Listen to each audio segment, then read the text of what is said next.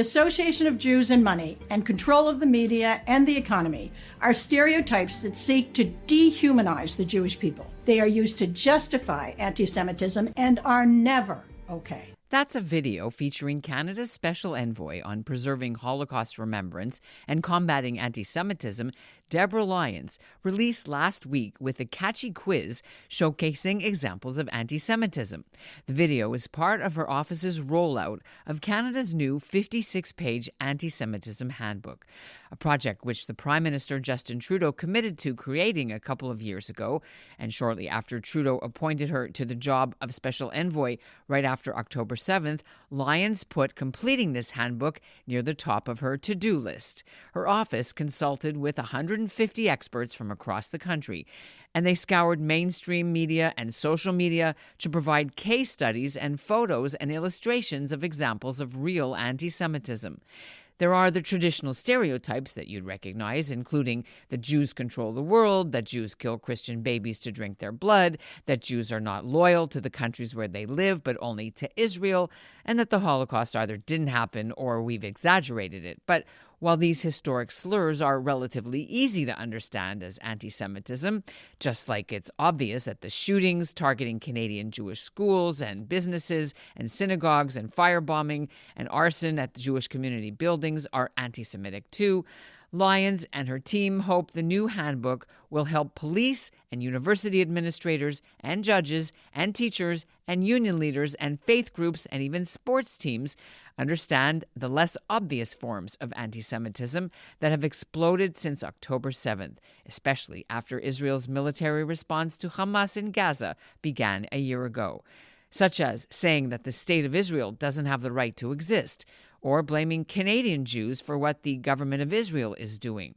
Surprisingly, though, the new anti-Semitism handbook doesn't specifically mention one of the most familiar post-October 7th chants and slogans that many Jews find problematic, if not downright anti-Semitic, which is "From the river to the sea, Palestine will be free." But Lyons, who was a Canadian diplomat for decades, including Canada's ambassador to Israel, acknowledges there was a carefully thought-out reason to leave that out of the handbook for now. We were not going to let anyone run away with a narrative that served their nefarious purposes or inflaming purposes and destroy the benefits that this handbook can give to Canadians and to the issue of anti-Semitism, more importantly. I'm Ellen Besner, and this is what Jewish Canada sounds like for Thursday, November the 21st, 2024. Welcome to the CJN Daily, a podcast of the Canadian Jewish News, and made possible in part thanks to the generous support of the Ira Gluskin and Maxine Granovsky-Gluskin Charitable Foundation.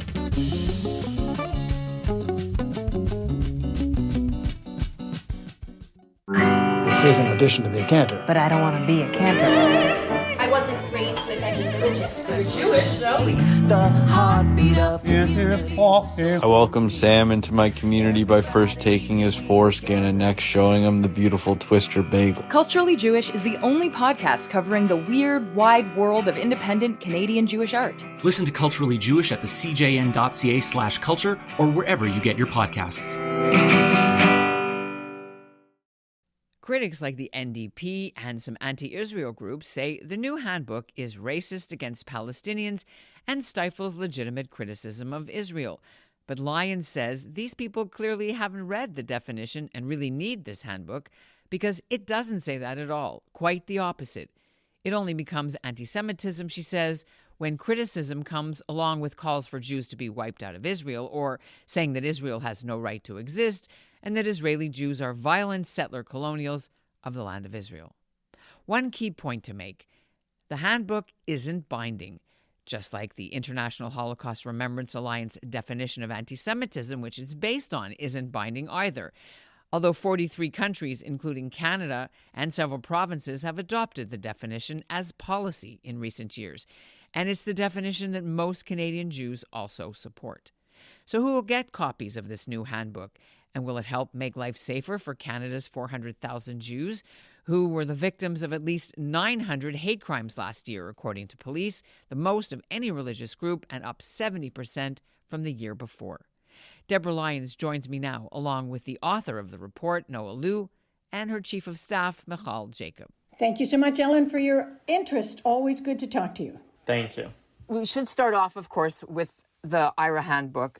I read it, and I think that the 11 points of examples of anti-Semitism, I've never seen it in such a clear and digestible form. I'm just sending you a hug over the airwaves because I think what you've just expressed is part of what we want people to feel when they go through the handbook, because those 11 examples that underpin the IRA definition and are an integral component of the IRA definition, we believe give people a tremendous understanding of how modern day anti-Semitism plays out, of how it has morphed over time, metastasized over time, and how we need to look at the broad range of actions, of speech, etc., that impact anti-Semitism in Canada's daily life. And what is critical about the handbook is that it doesn't just give you those examples. Underneath each of those examples,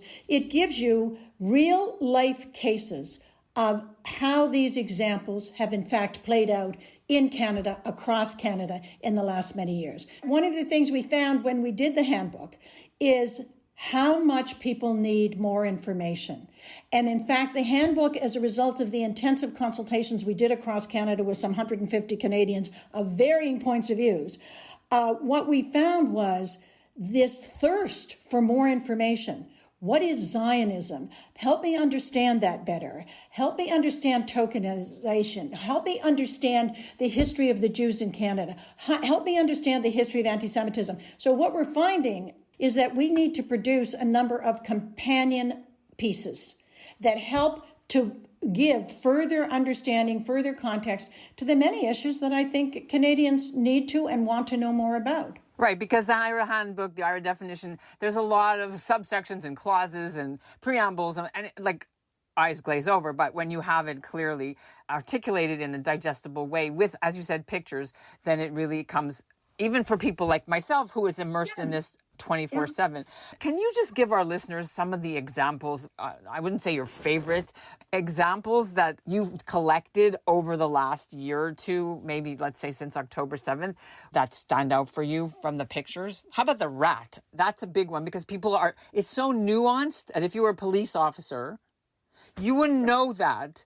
Why this trope is, or the Nosferatu picture on La Presse of Netanyahu as a blood-sucking vampire. But the law enforcement people, they don't know that unless you're... Exactly. I was going to mention the Nosferatu one as well, because that's also, I think, a very useful one for Canadians to look at, because this was a cartoon in La Presse.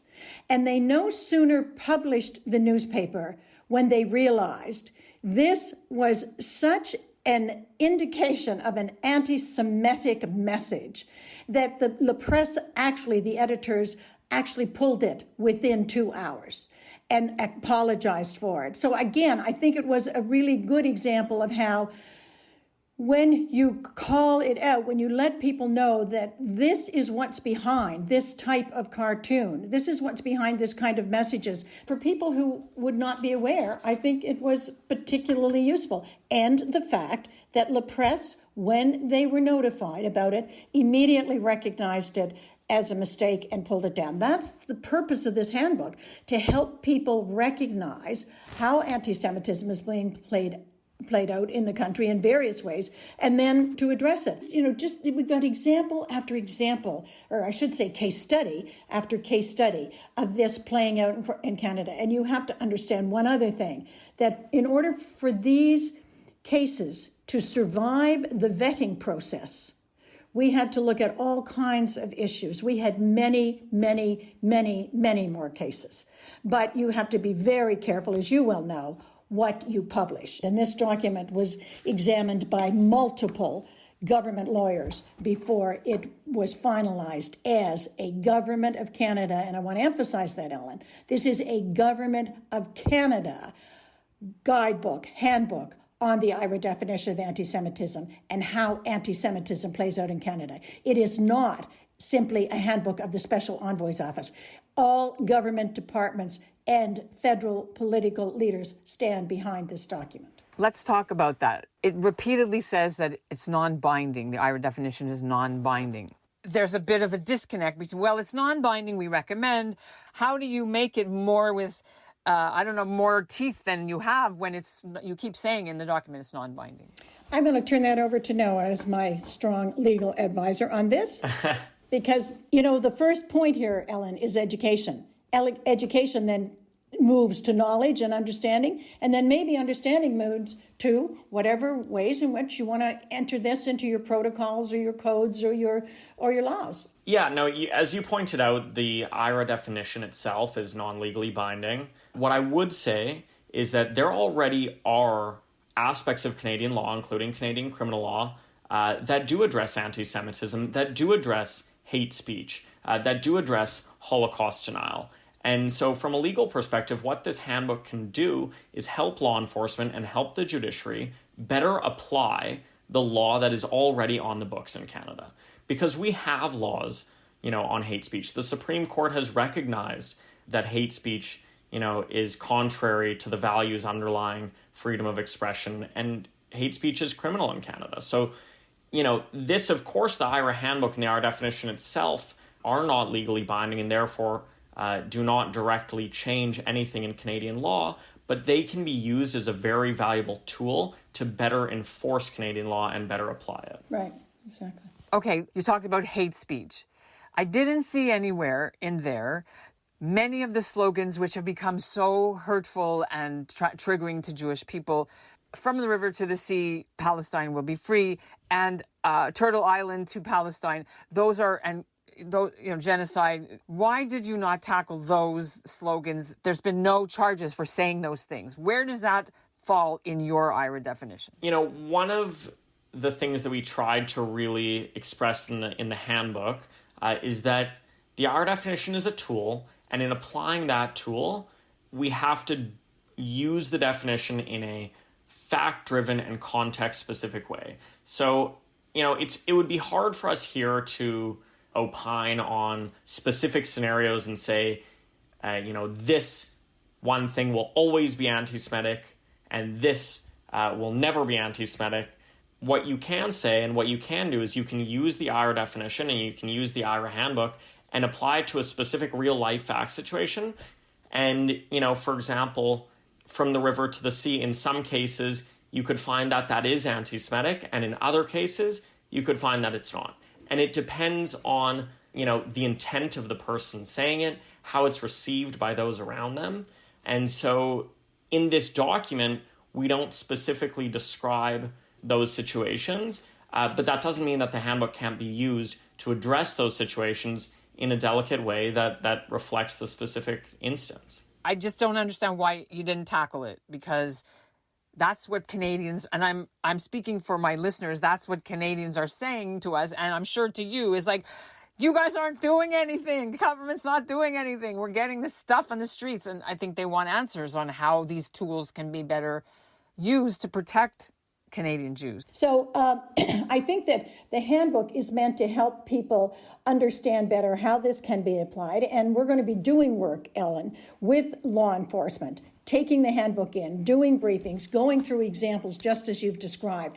Part of my concern is that had we put any one of these slogans or in there and made a judgment on it, that would have become the narrative about the handbook, and that would have blown everything up. And believe you me, we had lots of juicy pieces that we could have added. But all that would have done was grabbed a hold of that particular issue and made that issue the issue of the day. We needed to produce a handbook that people were going to absorb, that they were going to be open to. Okay, understood, which is where we should move now, which is the reception. Already you are all aware, of course, that the leader of the NDP, Jagmeet Singh, said we should never adopt this, even though it's government policy now for years already. What has been the feedback so far both good and bad? Look, we've gotten a tremendous response to the handbook. We've got mayors across the country who are asking us to brief them and their staff on it. We have educators across the country doing that. The handbook has gone to all of the universities, to the administrations. Universities Canada has helped us distribute it. It has gone to community colleges. It has gone to clergy across the country. It has gone to all ministers of advanced education and ministers of education. So I would say that the positive reaction has been quite satisfying. In terms of some of the reactions that you were just describing, I mean, it was a little bit of a surprise to us, I have to say, given that the NDP and Jagmeet himself, they approved the IRA definition along with all three other parties. It has been a full party endorsement by the Parliament of Canada, the IRA definition. This is simply an educational tool to support that. So we were surprised. I think that I would have to conclude that they didn't read the handbook before that statement was issued. And I would highly encourage them to read the handbook. I cannot imagine a school board that is there for education purposes to deny something that has been produced for education purposes on a topic that is critical to Canadian society right now. So we've got some work to do with some of these characters, but I have no problem with that. I think it helps us with more noise about the handbook. We'll just get out there and work with the people to help them understand. Just as one example that I saw today is the Member of Parliament from Toronto Danforth, Julie DeBruson, tweeted about an anti-Semitic incident that had taken place in her riding. And in her reply to that, she encouraged people to use the handbook and read the handbook if they want more information. So that's exactly what we're hoping will happen and how the handbook will be used. So that's, a positive reply. Full disclosure, Limon Restaurant was being boycotted because it's run by two Israeli brothers, but now the community is rallying around them. But they were getting bad reviews and threats. Just for our listeners who may not be from Toronto and know this delicious, amazing restaurant. A good plug for the restaurant. I like that. Part of it is, as you mentioned, goes towards law enforcement and the courts, the prosecutor system, the justice system. But it doesn't really have like a specific, if a police person lays this charge A, you need to then do B, C, and D, and here's why and how it fits. For example, at a protest where there's intimidation, somebody's flag gets ripped, people are screaming, there's all this goes on all across the country every day, every week, right? Bubble legislation, that kind of protection areas. Will that come, or is this enough for them to start the training? I do think that this will be part of the briefings that we'll do with them and part of the trainings and cases that we'll test out with them. What if this situation happens? How would you then apply the IRA definition? So this is, again, an instrument to help with much further work that we have to do on training and working through with law enforcement, working through with prosecutors. How do you interpret the IRA definition, and how do you interpret it in terms of, Canadian law? And how do we blend these two together in a way that is a constructive and appropriate response to the situation? Noah? As much as we tried to include numerous case studies and examples in this handbook to try to cover every possible example of anti-Semitism, it would have to be a lot longer than the 56 pages it already is. What we do provide is sector-specific guidance for law enforcement and for the judiciary with specific recommendations on how they can implement and employ the IRA definition and the handbook in their work. And as Deborah said, that's what Deborah and her team will be using moving forward, and hopefully also other civil society organizations, other Jewish advocacy organizations will be using in their work with law enforcement and with the judiciary to try to help them. This is also for training in government. This is for every EDI office to have when they look at how they're responding to concerns of Jewish employees or Jewish students. Sorry, what about sports teams and business? Well, definitely and unions. How was there anything planned to deal with or input from them? Business, absolutely. We have been working with business, with CEOs and others since early spring trying to engage more of them in this whole issue of the role that they play as business leaders who can speak sometimes with a lot more clarity than political leaders might be able to on this important issues. It's impacting their businesses. It's impacting the country in which they're trying to prosper. So yes, we've been working with the business community. We certainly have sent the handbook out to many of the businesses that we're working with. We're working with Allies for a Strong Canada, who've brought together a lot of non-Jewish leaders to work on anti-Semitism. In terms of unions, private sector unions have really embraced this handbook. We've a number of them who were actually expressed real appreciation to us. Public sector unions, I think, require a little bit more work, and we're going to be doing that work with them because they need to understand if you're a public sector union and you're representing your members and you're doing training with your members, you have got to be recognizing the IRA definition. That is the definition of the employer of your members. To not acknowledge that and work with that is to, I think, be irrelevant to your membership. And I have pointed that out to, frankly, some of the unions. You mentioned another group. Sorry, Sports. Sports. Oh, yeah.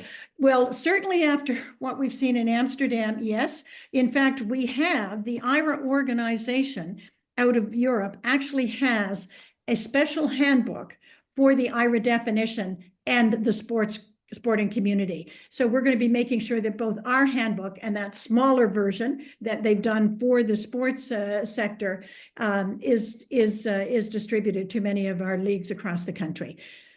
Okay, you were in town last week. And you met the mayor? We had a great meeting with the mayor, I have to say. But what is going to determine how great it is, Ellen, is what is the follow-up from the meeting. I'm not much about meetings. I'm more about what comes from them. And we're going to be working with Mayor Chow, myself and Anthony Housefather, on 2 or 3 actions that she can take to demonstrate to our Jewish community in Toronto that real follow-up is happening from the words that she has expressed about her concern about the anti-Semitism in Toronto. So we're hoping to actually, in December, if not sooner, work with her on a couple of announcements. I know that there's been some real concern in Toronto, but what I heard from the mayor is that she's trying to make things happen. And what I said to her is, let me help you do that, and let's make sure that people are hearing